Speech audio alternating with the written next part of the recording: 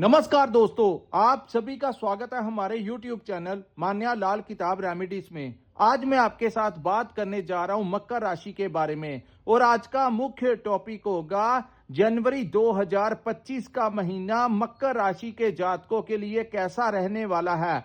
आज मैं आपको बताऊंगा आपकी आर्थिक स्थितियां कैसी रहेंगी। अगर आप अपना व्यापार करते हैं तो वहां पर कैसा रहेगा, अगर आप कहीं पर नौकरी करते हैं तो वहां पर आपका परफॉर्मेंस कैसा रहने वाला है, आपकी सेहत कैसी रहेगी। अगर आप स्टूडेंट हैं तो आपके करियर को लेकर ये टाइम कैसा रहने वाला है, आपके रिलेशनशिप जो है वो कैसी रहने वाली, आपकी मैरिज लाइफ, आपकी पार्टनरशिप, अगर आप विदेश जाना चाहते हैं या विदेश में रहते हैं तो इन तमाम पक्षों के ऊपर आपके लिए बहुत ही इंपॉर्टेंट जानकारी लेकर आया हूं। सो किसी भी पार्ट को आप स्किप मत करना, क्योंकि ये जो जानकारी है ये आपके लिए बड़ी मेहनत के पश्चात ही हम डालते हैं। दोस्तों, ये जो हम आपके लिए हर महीने आपके जब भी ग्रहों का गोचर होता है तो आपके लिए जो वीडियो डालते हैं इसके लिए हमें बड़ी मेहनत करनी पड़ती है। डेली एक्सपीरियंस जो होता है उसके बिहाफ के ऊपर जाकर हम आपके लिए ये ग्रहों का जो गोचर होता है कैसा आपके लिए रहेगा। ज्योतिष शास्त्र एक ऐसा माध्यम है जिसके सहारे हमें आने वाला जो समय होता है उसके बारे में पता लग जाता है। दोस्तों, जब बारिश पड़ रही होती है तो अगर हम छाते का सहारा ले लें तो काफी हद तक हमारा बचाव हो जाता है, लेकिन अगर हम शेल्टर के नीचे ना जाएं तो पानी हमें पूर्ण तरीके से भिगो देता है। अगर हम अपने बुरे वक्त को बड़े ध्यान पूर्वक अवेयर रहकर निकाल लें तो हमें बहुत कुछ हमारा बचाव हो सकता है, लेकिन अगर हम बिना ख्याल किए आगे बढ़ते रहें और जल्दबाजी में कुछ ऐसे फैसले ले लें जिसके बारे में बाद में लंबे समय तक हमें उसका पे जो है वो करना पड़ता है। सो यही ज्योतिष शास्त्र है जिससे आपको अत्यंत लाभ जो है वो मिल जाता है। आइए बात करते हैं कि जो जनवरी 2025 का महीना है वो मकर राशि के जातकों के लिए कैसा रहने वाला है। दोस्तों, मकर राशि के ऊपर 7.5 का ये अंतिम चरण चल रहा है और मार्च 2025 में 7.5 पूर्ण रूप से आपकी लाइफ से खत्म हो जाएगी। और कहते हैं कि अगर जब शनि जाते हैं तो जाते समय इंसान ने जितने भी इस दौरान उपाय किए होते हैं, दान दक्षिणा की होती है, किसी जरूरतमंद की मदद की होती है, तो वो कहते हैं कि ईश्वर अपने पास कुछ नहीं रखता, उसके कर्मों का हिसाब जो होता है वो जाने के समय शनि देकर जाते हैं। और वैसा ही मार्च के बाद जब पूर्ण रूप से 7.5 मकर राशि की खत्म हो जाएगी तो एक नई जिंदगी, एक नई शुरुआत के साथ होगी। लेकिन अब जानते हैं कि जनवरी का महीना जो है वो कैसा रहने वाला है। ये जो सामने मैंने आपके कुंडली बनाई है ये आपकी चंद्र राशि के ऊपर आधारित है और चंद्र राशि के अनुसार जब जब ग्रहों का गोचर होता है तो अलग अलग समय के ऊपर अलग अलग परिणाम जो है वो देखने को मिलता है। आइए जानते हैं दोस्तों, ये जो जहां पर 10 नंबर लिखा है ये आपकी मकर राशि है। जिनकी जन्म राशि भी मकर है उनके लिए ये वीडियो बड़ा इंपॉर्टेंट होने वाला है। आज मैं आपको बताऊंगा कि कौन सी परिस्थितियां से आप गुजर रहे हैं और कब जाकर आपको इसका राहत मिलेगी। दोस्तों, कुछ लोगों को संतान से रिलेटेड बड़ी समस्याओं का सामना करना पड़ रहा है। कुछ जो लोग स्टूडेंट हैं उनके लिए भी ये टाइम जो है मकर राशि वालों को, कुछ लोगों को तो भविष्य को लेकर इनसिक्योरिटी की भावना भी लगी हुई है कि आने वाला जो कल है वो कैसा रहने वाला है। आइए जानते हैं कि ग्रहों का गोचर आपके लिए कैसा प्रभाव लेकर आया है। दोस्तों, इस महीने सबसे बड़ा योग जो आपकी कुंडली में बन रहा है वो शुक्र और शनि की युति है।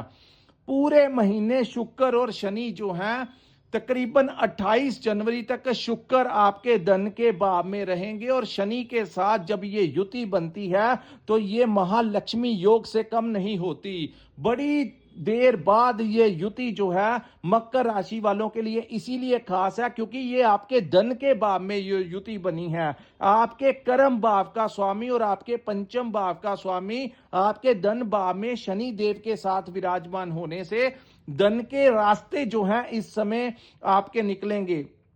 पहले कुछ महीनों से चली आ रही समस्याओं से छुटकारा होगा और ये जनवरी का महीना कोई बड़ी राहत, खास तौर पर आर्थिक स्थितियों के लिए कोई नया रास्ता लेकर आने की संभावना दिखा रहा है। किसी अन्य स्तोत्र से भी पैसा आने की संभावनाएं यहां पर दिखाई दे रही हैं। शुक्र जो विदेश के कारक हैं, इंपोर्ट एक्सपोर्ट के कारक हैं, सोशल मीडिया के कारक हैं, फैशन इंडस्ट्री, फिल्म लाइन के साथ जुड़े हुए हैं, जो लोग इन कार्यों के साथ जुड़े हुए हैं उन लोगों को, या जो लोग विदेश में रहते हैं उनको बड़ा ज्यादा शुभ फलदायी ये टाइम जो है जनवरी का महीना होगा। यहां पर दोस्तों आपका कोई ना कोई और रास्ता, चाहे आप अपना व्यापार करते हैं तो सोर्स ऑफ इनकम में भी आपके वृद्धि हो सकती है। यहां पर सेकंड जो हाउस होता है उसको कुटुंब का भाव भी कहा जाता है, यानी कि आपके परिवार का भाव। सो आपके परिवार में जो समस्याएं चल रही थी जनवरी के महीने में, वहां पर कोई खुशी का माहौल होगा, कोई अच्छा समाचार जो है मकर राशि वालों को सुनने को मिलेगा, जिससे आपके परिवार का, आपके कुटुंब का जो वातावरण है वो बड़ा अच्छा और खुशनुमा होने वाला है। सो जनवरी का महीना जो है मकर राशि वालों के लिए कोई बड़ा तोहफा जो है वो लेकर आएगा। उसके बाद हम बात करते हैं दोस्तों, यहां पर कोई बड़ा बदलाव होने की संभावनाएं भी यहां पर दिखाई दे रही है। और यहां पर सबसे ज्यादा मायने यही रखता है दोस्तों, जब भी हम चंद्र राशि की बात करते हैं तो यहां पर आपके लिए सबसे ज्यादा मायने रखता है कि कौन से ग्रह की आपके ऊपर महादशा और अंतरदशा चल रही है। वो ग्रह जिस भावों में बैठे होते हैं उनका प्रभाव सबसे ज्यादा यहां पर देखने को मिलता है। और ये एक जनरल प्रेडिक्शन है मकर राशि की, क्योंकि ग्रहों के गोचर के अनुसार मैं बताऊंगा कि अन्य ग्रहों की भी कैसी स्थितियां इस महीने आपके लिए रहेंगी। उसके बाद हम बात करेंगे दोस्तों, शुक्र और शनि की सप्तम दृष्टि जो है वो आपके अष्टम भाव के ऊपर पड़ेगी। सो पैतृक संपत्ति, अगर आपकी कोई डिस्प्यूट चल रहा है तो आपको पैतृक संपत्ति में जितना आपका हिस्सा है मकर राशि वालों को मिलने की संभावनाएं हैं। सो अगर कोई जितना भी है, कम है, ज्यादा है, इस समय उम्मीदें, इस समय ज्योतिष शास्त्र के अनुसार आपका कुछ ऐसा समय है, अगर आप थोड़ा सा प्रयास करेंगे तो आपको वहां से कोई ना कोई बड़ा फायदा हो सकता है। जो लोग रिसर्च के क्षेत्र में काम करते हैं, क्योंकि अष्टम भाव पर सीधी सीधी दृष्टि होने के कारण यहां से आपको अष्टम भाव से भी आपको लाभ मिलेगा। सो रिसर्च में काम कर रहे लोग, जो आए दिन, कोई इंजीनियर है, कोई टेक्निकल लाइन में काम करता है, कोई आए दिन कोई नया आविष्कार करता है, तो उन लोगों के लिए भी ये टाइम जो है वो बड़ा अनुकूल रहने वाला है। अष्टम भाव जो होता है वो तंत्र विद्या का भाव होता है, गुप्त विद्याओं का भाव होता है। सो जिन लोगों का इन चीजों के साथ जुड़ाव है उन लोगों को भी कोई लाभ मिल सकता है। किसी बड़े आध्यात्मिक गुरु के साथ आपका मेल हो सकता है, किसी बड़े ज्योतिष के साथ आपका संपर्क हो सकता है, किसी बड़े तंत्र विद्या का ज्ञान रखने वाले इंसान के साथ भी आपका इस समय कोई ना कोई वार्तालाप या कोई मुलाकात जो है वो होने की संभावनाएं हैं। और मेडिटेशन जो करते हैं, जो ध्यान लगाते हैं, उनके लिए ये टाइम बड़ा अच्छा रहेगा। धन के मामले में जनवरी का महीना पहले महीनों से काफी अनुकूल रहेगा, आपका फेवर करेगा। चाहे अगर आप व्यापार करते हैं तो आपको यहां पर बड़ा लाभ ये समय जो है दिलाता हुआ नजर आएगा। उसके बाद हम बात करेंगे दोस्तों राहु के बारे में। राहु आपके थर्ड हाउस में गोचर कर रहे हैं, जिसको साहस और पराक्रम का भाव कहा जाता है।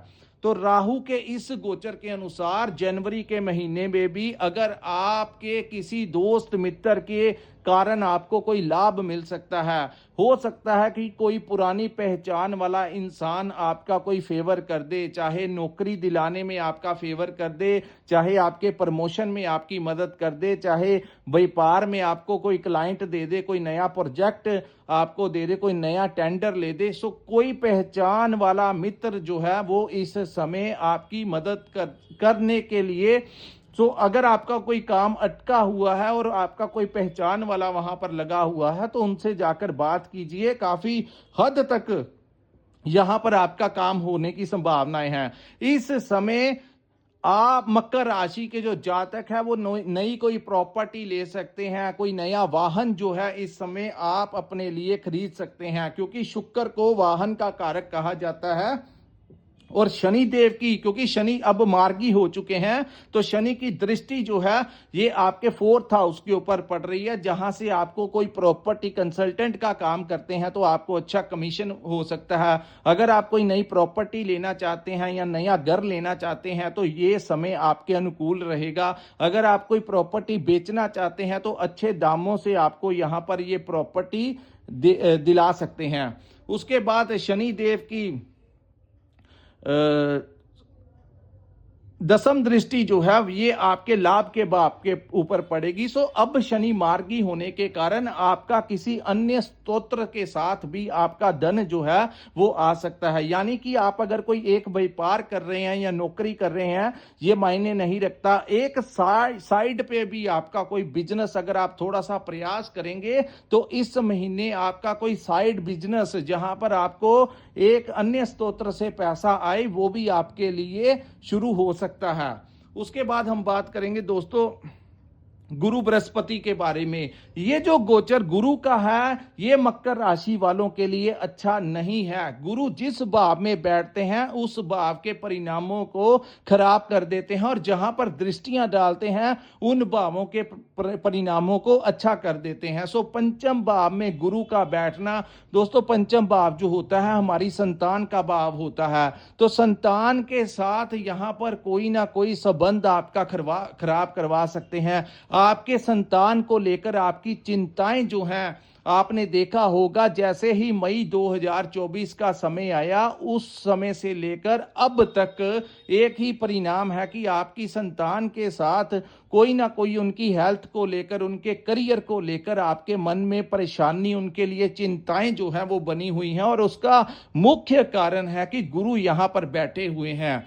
उसके बाद इस भाव को से आपको मैं एक और बात बता दूं, ये उचित समय नहीं होगा अगर आप अपने संतान के व्यापार में कोई इन्वेस्टमेंट करना चाहते हैं तो ये टाइम अनुकूल नहीं है। अगर आपने उनको पैसा दिया कोई नया काम शुरू करने के लिए तो वो पैसा भी आपका खराब हो सकता है। तो ये सही समय नहीं है उनके साथ किसी भी प्रकार की पार्टनरशिप करने का या उनके काम काज में अपनी इन्वेस्टमेंट करने का। तो वो आपके लिए यहां पर गुरु जो है वो हानि पहुंचा सकते हैं। यही आपको मैं बताना चाहता हूं, खास करके उन लोगों को ज्यादा समस्या आ रही होगी जिनके ऊपर गुरु की महादशा लगी हुई है। उसके बाद हम बात करेंगे दोस्तों, इस भाव को हमारी बुद्धि और विवेक का भी भाव कहा जाता है।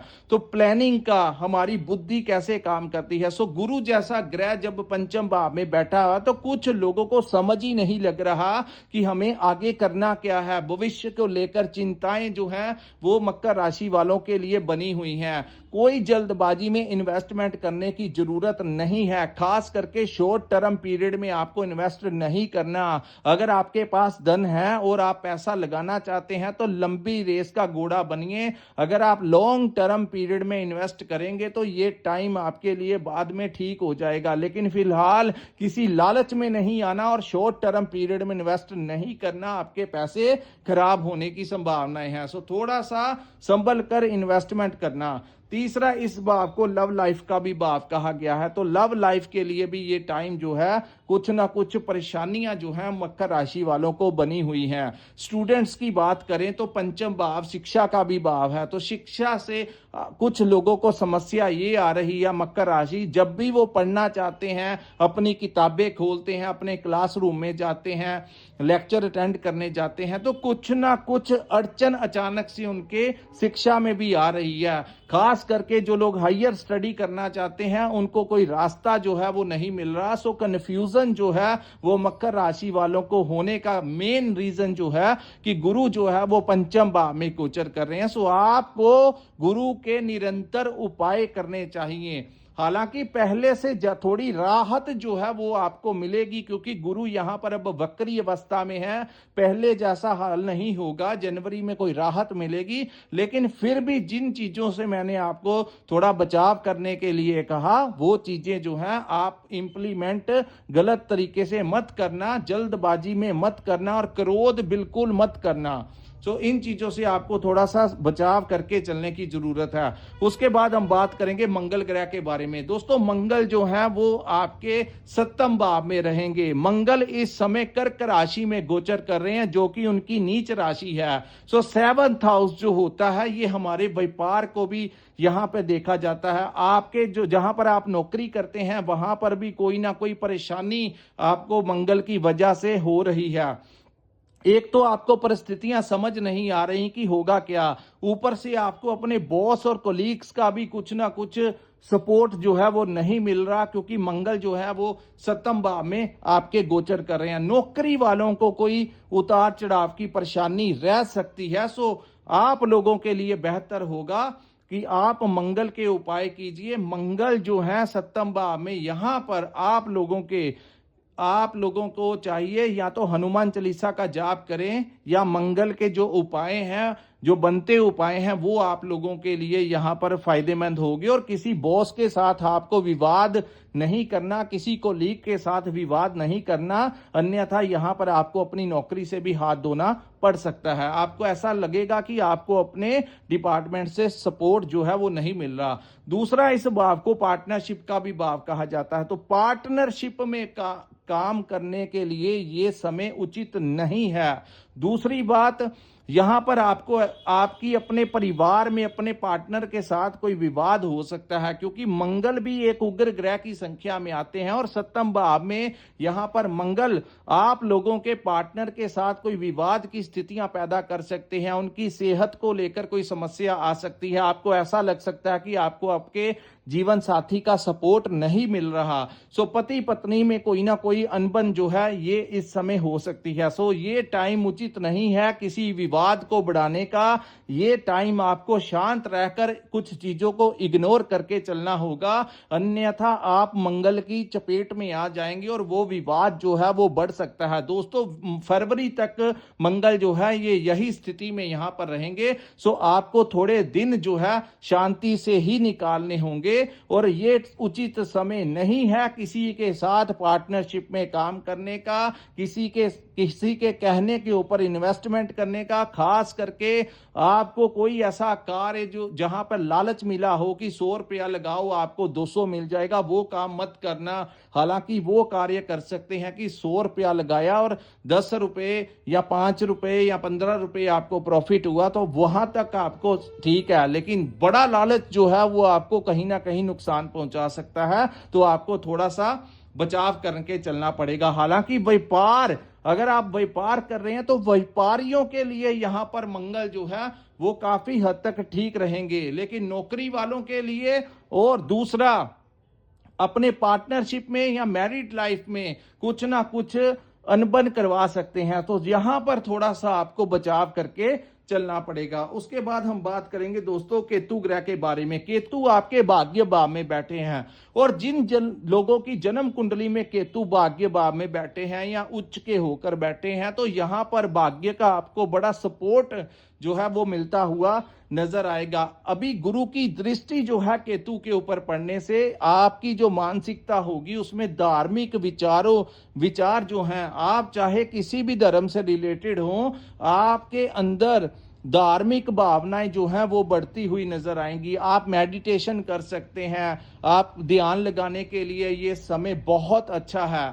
सो केतु 9th हाउस में बैठने से आपको आपके पिता का भी सपोर्ट मिल सकता है, आपके गुरुओं का आशीर्वाद आपको मिलेगा, किसी गुरु के साथ आपकी मुलाकात हो सकती है जो आध्यात्मिक लेवल के ऊपर आपकी सपोर्ट करेंगे। आपको ये टाइम जो है अपने टीचर्स के साथ विवाद करने का नहीं है, उनसे कुछ सीखने का, एक्सपीरियंस लेने का समय है, तो वो भी आपके गुरु ही हैं। जरूरी नहीं कि ये गुरु जो हैं वो आध्यात्मिक गुरु हैं। गुरु का मतलब जो हमें शिक्षा देता है, चाहे वो स्कूल हो, कॉलेज हो, जहां पर हम नौकरी करते हैं, वहां पर भी जो होते हैं, जो आध्यात्मिकता का ज्ञान देने वाले भी गुरु होते हैं। सो गुरु जिनके साथ लगता है उसका काम है अंधकार से निकाल के आपको रोशनी की तरफ लेके जाना। तो ऐसे इंसान के आपको रिगार्ड करना चाहिए, उनकी अगर आप रिस्पेक्ट करेंगे, अपने पिता का आशीर्वाद लेंगे तो केतु यहां पर आपके लिए शुभ फलदायी सिद्ध होगा। सो आप लोगों को चाहिए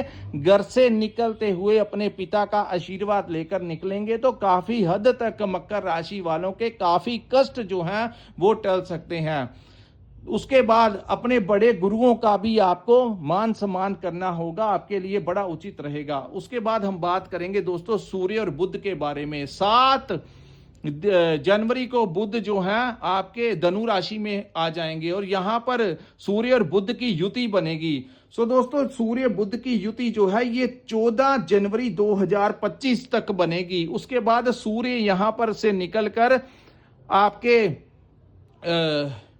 मकर राशि में प्रवेश कर जाएंगे, जिसको मकर संक्रांति कहते हैं। हर जनवरी के महीने में 1 वर्ष के पश्चात सूर्य देव मकर राशि में जब प्रवेश करते हैं तो पूरे भारत में इसको सेलिब्रेट करते हैं मकर संक्रांति के नाम पर।